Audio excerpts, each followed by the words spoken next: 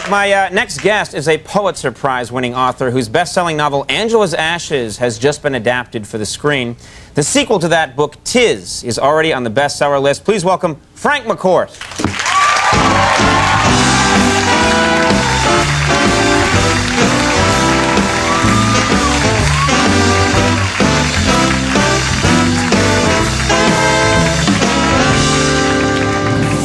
Congratulations! Thank you, Conan. The sequel is out. It's doing great. It is. Yeah, it's on the bestseller list. Bestseller list. It went to #1 when it came out. That's right, and then it was edged out by the book written by wrestler Mankind. There he is. There. This is the man who edged you out. Well, that's gotta hurt. I'm here to invite him to step outside. And he can bring Jesse with him. That's right. You could because take I both have three of them. brothers. Oh yeah. Yeah, oh yeah. And we can. They know nothing about wrestling. Therefore, we have the advantage.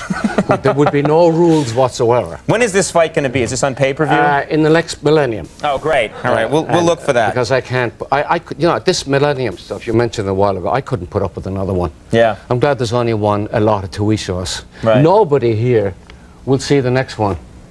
That's where you're wrong, pal. I will see it. I'll be a brain in a jar with the wires hooked up to me. Well, there was a man recently who wrote a biography of Ronald Reagan called Dutch. I think his name is Ross. And he was been interviewed in Toronto, and he was #2 on the bestseller list. I was #1. And he said to the interviewer, well, I'm going to turn Tis into Twas. And he's gone. Who did this guy think he was? I think he thought he was Ronald Reagan. Well, let's talk about Angela's Ashes now a movie, and both in the movie and in the book, it's clear that your religion, growing up Catholic, was a big part of your life, as particularly confession, the act of going to confession. I think if maybe the closest thing is going to therapy, but therapy costs a lot of money. Right. The Catholic Church is very generous. First of all, it gives you a sense of sin.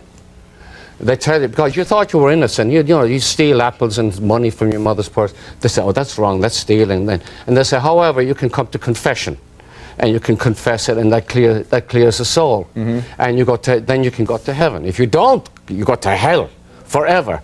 You mean if I took a few pennies from my mother's purse, I'll go to hell? That's right. Forever, forever, and ever, and ever. That's right, forever. So in Limerick, where I grew up, the greatest sin of all was anything to do with the body, the flesh. Right. If you looked at, and whether you did, there's something called the sin of commission, which means you did it. The sin of omission, which means you didn't do it. So whether you did it or didn't do it, they had you. It was a sin anyway. You're going to hell either way. You go to hell. But the big one was, the big sin was when you approach 12 or 13, you know what, boys at that age find themselves irresistible. And I don't regard myself as a particularly delicious morsel, but in the far reaches of the night, I could not resist myself. And I cannot.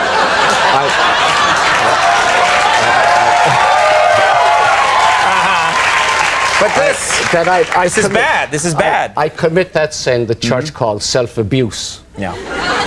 I never felt abused.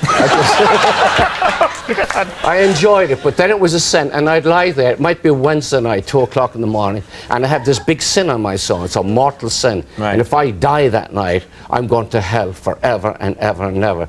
So then I can't wait for Saturday. Saturday was the only day you could go to confession, and the priest is in there, and you learn. I was in such agony all the time, worried about going to hell. And you go into the confession box. Bless me, Father, for I have sinned. It's a week since my last confession, and what have you done since then? And of course, the code word then was, I did dirty things, Father. By dirty things meant impure thoughts, impure words, impure deeds. My son, was it with yourself or with another? And then you confess. It was always with yourself. Right. But there was nothing available. Sadly, yes. But then I found the big problem then was to get an easy priest who wouldn't yell at you. And My friends and I found this 99-year-old priest who was deaf as a turnip. and I go to him Saturday after Saturday. He'd fall asleep, and I confess these terrible sins, and he'd bless me and give me absolution and penance and send me on my way. Then I was going to him for weeks and weeks and weeks. Then one Saturday afternoon, you go and you kneel in this dark box, and a panel slides back, and the priest, yes, my son, bless me, Father, for I sinned. It's 7 weeks since my last confession. I did dirty things. Ah, my son. Then I realized it was a young man. It wasn't a 99-year-old at all. Wasn't the ringer. This was a guy with an ear like a seashell. And I said, bless me, Father, for I have sinned this a week. I did dirty things. Ah, my son. Was it with yourself, or with another, or with some class of beast? What? This man was opening up new horizons to me.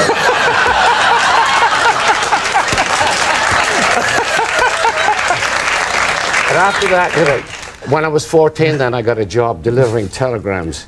I had to give myself a medal right now for my ability to resist temptation, because I'd ride out into the country around Limerick City on my bicycle, and everywhere there were sheep.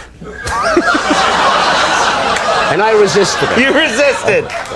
You're a good man. I just had my filthy thoughts and interfere with myself. Oh my.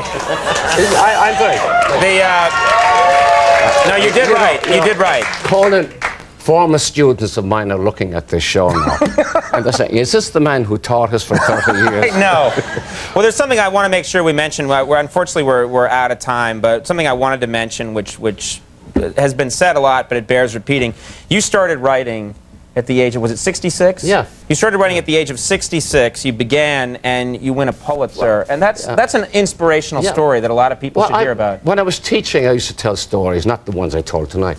But I'd be in that class every day, right on time. The kids were always saying to me, you should write, and I didn't have time when you're teaching so much. But so when I retired, I started writing, and I think I proved you don't have to give up when you get your Social Security, because so many people give up. You know, I know 35-year-olds who are giving up. There's not, you can start at any time. I'm the great hope of the Social Security set, or any set. There are people on their deathbeds now leaping up, demanding pads and pencils to write their stories. Yeah, or chasing sheep across the lawn. Whichever one. Well, Angela's Ashes is in theaters now in New York and LA. It opens nationwide January 21st. And Tiz is in bookstores right now. Frank McCourt, it is a real pleasure to have you here. Come back anytime, please. And congratulations. Frank McCourt, everybody. We'll be right back with Guster. Stick around.